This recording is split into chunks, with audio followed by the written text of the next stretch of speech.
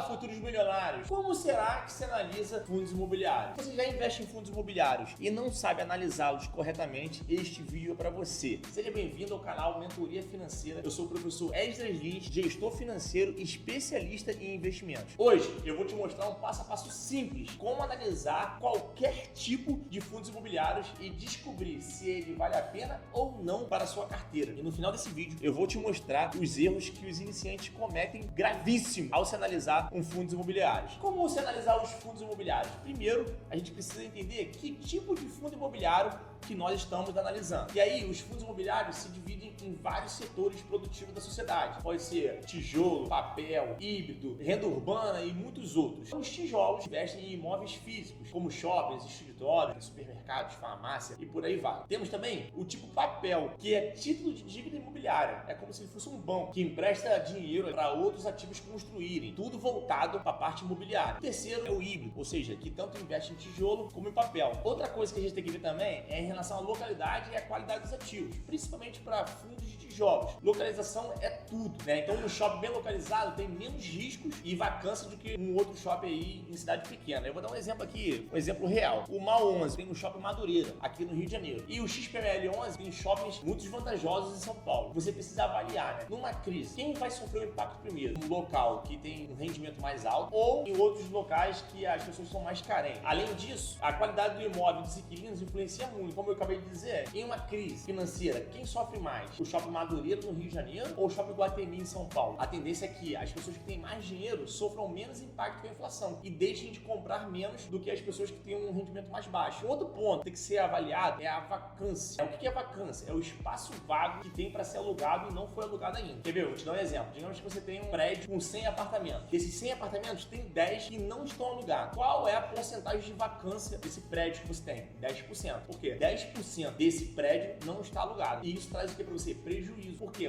um apartamento ali sem alugar tem custo de IPTU, luz, água, essas coisas todas. Então o importante é que a vacância seja a menor possível sempre. Uma dica extra que eu vou te dar aqui dentro desse contexto é: veja quem são os inquilinos. Se as empresas são sólidas, reduzem já o risco de inadimplência. Então, se o fundo que você está investindo, por exemplo, o shopping, como a gente está dando exemplo agora do Iguatemi, vê lá os clientes, os inquilinos que tem dentro dele. Tem o que? Zara, tem Dolce & Gabbana, Azarro. Tem que olhar para esses inquilinos e ver a qualidade desses inquilinos. Qual é a empresa que tem maior possibilidade de dever um aluguel? Uma Dolce & Gabbana ou uma Americanas que está em crise? Um outro ponto que muitas pessoas olham, que é perigoso, é sobre o dividend yield e a rentabilidade. Em tese, né?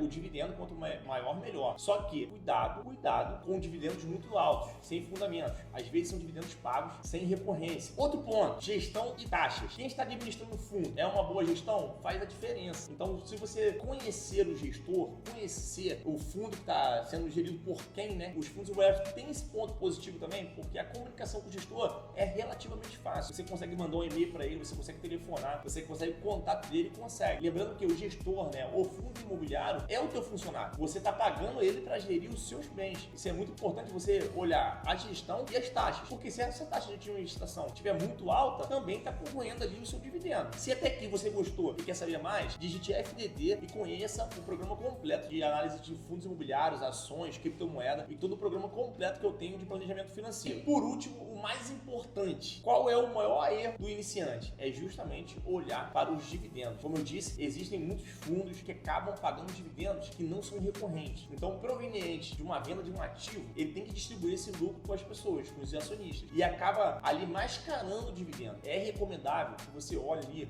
os últimos 2, 3, 4 anos para ver se aquele fundo paga em constância esse dividendo. Se ele paga 8% de dividendo, se ele já vem pagando já 2, 3, 4 anos. Agora, você olhou o último mês e está lá representando 15% de dividendo, você tem que analisar isso com calma e não se iludir, achando que quem está pagando mais dividendo está melhor. E nem sempre é assim. E por fim, uma boa carteira é uma carteira diversificada. Então vale a pena você olhar para os fundos imobiliários e também precisa entender outros ativos, como ações. Para saber mais sobre isso, clique aqui no card à nossa esquerda.